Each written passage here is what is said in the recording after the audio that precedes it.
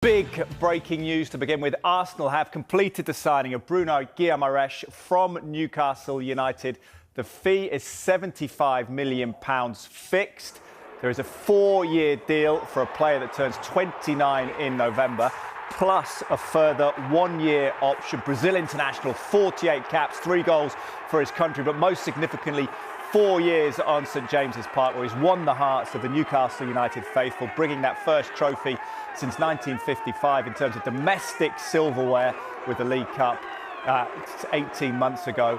And Bruno Guimarães has been such a big part since moving from Lyon 4 years ago of the club. And for Newcastle, joins now Sandro Tonali and Anthony Gordon and Kieran Trippier in leaving the club on a big summer change at Newcastle United. Sean Sturr and Alegi Bamba, big central midfield players, brought in for Newcastle to replace these players potentially, but very much at the outset of their career. Pierre-Emile Højbjerg linked, but Bruno Guimarães will reinforce Arsenal's midfield options alongside the likes of Declan Rice, Martin Zubimendi and Miles Lewis-Skelly in the heart of that midfield. 28 years of age, turns 29 in November, moves to Arsenal on a 4-year contract for £75 million. We've got some reaction from Bruno as well, who we know has been very respectful, Newcastle have said, and that's why they've allowed this signing to proceed.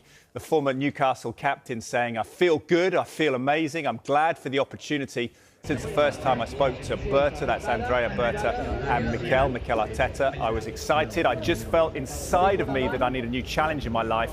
And I think to be an Arsenal player is going to be an exciting challenge in my life. After playing 2 World Cups, I think I'm at the point in my life I think I need a challenge like this. I want to win trophies, I want to make history, and I think I'm in the right place to do it. I'm so excited to start. We have tough games to play this season, so the squad is going to be very, very important, and I'm hopeful we can achieve our dreams." So he references Andrea Berta there. We've got quotes from Arsenal sporting director too. "We're delighted to welcome Bruno Guimarães to our club. Bruno is a player with great mentality and great quality who will bring strong leadership to our squad. With Bruno joining us, we are further strengthening the heart of our team. As we have all seen, Bruno can play as a defensive midfielder and as a box-to-box player. He combines quality with quantity and has provided goals and assists for his team every year. And Bruno will allow Mikel to further develop our playing style and will also increase our internal competitiveness, which is essential for maintaining the standards required when we are aiming to win major trophies." But what will he really bring to their midfield? The Brazilian, well, he excels both in chances created and retaining the ball, as Andrea Berta was saying there. He outperforms Martin Zubimendi in every category. Martin Odegaard remains the more creative of the two players. Plays further forward than him, though, doesn't he? But Guimarães once again outperforms him when it comes to winning fouls and recovering the ball. Guimarães becomes Arsenal's 4th signing of the window, joining Christos Solis, the left winger, and Pierre Nkapia, that deal being confirmed from Bayer Leverkusen, as well as Ilhan Melia, backup goalkeeper, joining Arsenal's ranks. So Guimarães leaves Newcastle after 4 years at St James's Park as their summer exodus continues. He's released a message of thanks to the club and its fans. So this is what he says. "This is one of the toughest decisions of my life. When I arrived at the club, was in a challenging position. I'm incredibly proud of what we achieved together. I fell in love with this place. I really mean that. From my first day, the supporters, my teammates, Eddie and the staff and everyone connected with the club made me and my family feel at home." Goes on to thank the club's owners, Chief Executive David Hopkinson and the Sporting Director Ross Wilson. He says they did everything they could to keep me at Newcastle, and I'm very grateful for our time together. This move is very tough because Newcastle means so much to me, but I want to experience something new in my life. I feel ready for a new challenge for myself and my family. I had a very positive conversation with Matthias Jaissler, and I leave knowing the club is in very good hands. To the supporters, thank you will never be enough, but I say it with all my heart. I will always be proud to have been part of this club's journey. Thank you for everything. OK, well, let's get some reaction. Soccer Saturday is back and Michael Dawson's back. Great to have you with us. Right on cue for this breaking news as well, Dawes. What is your reaction? Should we start with Arsenal's side of it? What does he give them? Well, I think he gives you your depth in the squad depth, which I think you need when you're going to try and return the Premier League and then give you a chance for the Champions League. One thing you can't do is stand still in the Premier League, because there's teams coming behind you that want to be where you are, and we saw it for numerous years with Manchester City. You look at the Arsenal squad as it is and you go, right, they're favourites to go and win the Premier League again. But we also know how hard it is. So to bring Bruno in, I mean, you look what he did over his 5 years for Newcastle, was instrumental in their success. And when Eddie Howe went into the football club, they were in a relegation battle. He survived, and they've gone to grow and have 2 campaigns in the Champions League to win a Carabao Cup. I mean, it's quite remarkable to see where Newcastle are going now this season. In my opinion, will be a really challenging season for them. To lose your best players, Tonali, Gordon, Bruno, Kieran Trippier's left the football club. So for Newcastle, it's a challenging summer for them. Yes, they have brought players in, young players that are unknown to the Premier League. But for Arsenal, I think this is a brilliant signing who can go in and he can help Declan Rice. You look, Declan Rice last year was my favourite player for Arsenal, and arguably the Premier League player of the season, in my opinion. But I think he played 69 games. Yeah.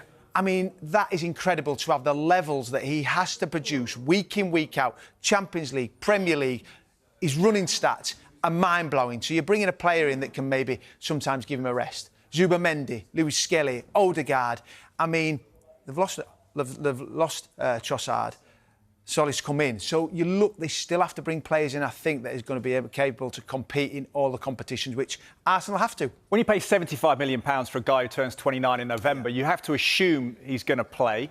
With that in mind, does he play then alongside Declan Rice? Is it an old-fashioned you stay, I go kind of setup, or will it be Declan's asked to do the 6 role and perhaps they bring in a conventional 10 in Eze or Odegaard in front of them? Yeah, I mean, well, we saw when Zubimendi came in for Arsenal, you thought, how's it going to work? Is it going to be Declan Rice and him? Yes, it is, but there's always one sitter and one goes. I mean, we look how expansive Declan Rice can be. He's up and down. He is the box-to-box midfielder. I look, he's probably Steven Gerrard. Of the time, coming up with goals.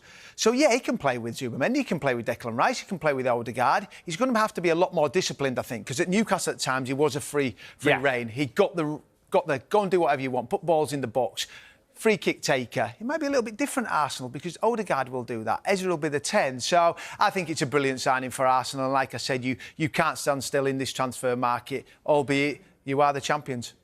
You said about Newcastle United, you are concerned for them.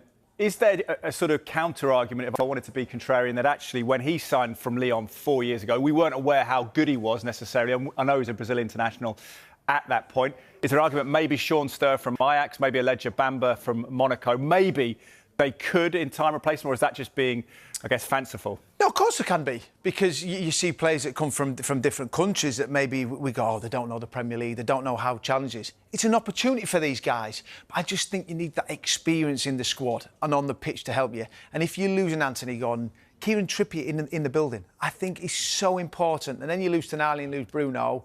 There's 3 of your top players gone out your starting team, not even just your squad. So I think for Newcastle, the players that they brought in last year have to step up. You have to look at Anthony Elanga. You have to look at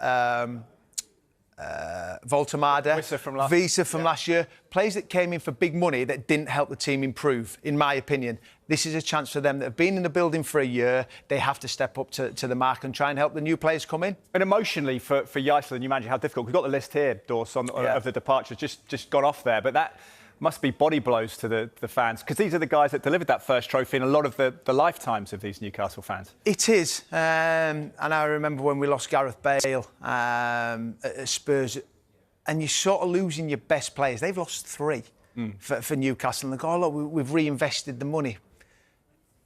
We don't know what they're going to be like. Lost the manager. I think you're losing Eddie Howe, who I think has been one of the best managers in the Premier League over the last 5 years since he's gone there. I am such an admirer of him. And am I surprised that he left? No. So it's a huge opportunity for the new managers to come in, but it's a big task because we talk about Newcastle. It's always been so positive for the last 2 or 3 years. New ownership, where they're going to take the football club. Yes, they've won a trophy. Yes, they've been in the Champions League. Now, the negativity around the football club, how do they please players deal with that? The players that are already in the building have to try and galvanise the new players and try and get this Premier League up and running and give them a chance to try and be a top 10. That's what their aim is this year, has to be try and be a top 10. Can they do that? I actually don't know. I really don't. I think they're going to be a team that really struggles this year. I do. Like Spurs, like the last couple of years. Not that's not. I don't expect not them to struggle this year. But what the last couple of seasons, could it be as bad as that? Yeah, it could be. I really believe that when you've had such a continuity in players and a manager that has led it, they've all been together, they've been united. And I just look at this Newcastle project at the moment, it's a little bit disjointed. Players leaving, your manager leaves. And you know, those fans are amazing. They're unbelievable, Geordies. They travel all around the country, the numbers, the noise that they make, but they will just feel this. And some will go, no, new players coming in, young players, hungry to do well. We might be sitting here or standing here in 8 months' time and going, they were a surprise package for me. I didn't expect that from Newcastle United. We're reporting this morning that Newcastle are exploring a deal for Pierre-Emile Højbjerg, who's just turned 31 a few days ago. Former Spurs player. How much could he counterbalance the loss of Guimarães?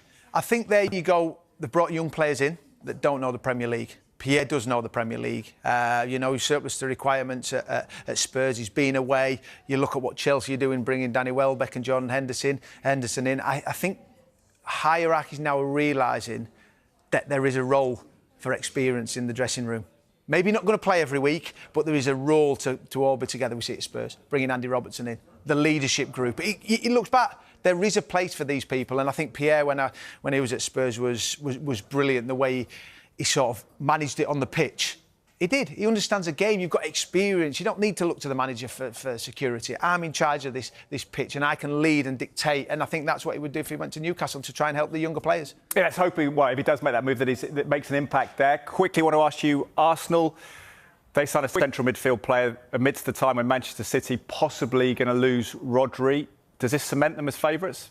Yes, it does. Not just because the rumours with Rodri, is he going to be there or not. I think the changeover in managers, we've got nine new managers in the Premier League that are managing different teams. So I think Enzo Maresca going to Manchester City, whether Rodri's there or not, it's going to be a big challenge. Because we see what Pep has done for numerous years. He has got the best out of these players, and people say he's had the best players. But still, year after year, to get them going, week after week, and drive to win Champions League, win Premier Leagues, he's done that. So I think for Manchester City, whether Rodri's there, it's going to be a tough challenge for Maresca this year, and that's why I put Arsenal favourites. Compete with Spurs, and then you look at Spurs for the title, probably, Dawes. Quick teaser, Soccer Saturday, what are you watching? I have got Leicester Northampton today, Carabao Cup first round, so I'm looking forward to that. Yeah, my best mate went into Northampton with Chris Hogg, so as assistant manager. Big game for them today, going to Leicester, which will be favourite in League One. Yeah, difficult time for Leicester, but hopefully they can rebuild this season. Michael Dawson, thank you very much. Appreciate it. A bit of extra work for you today.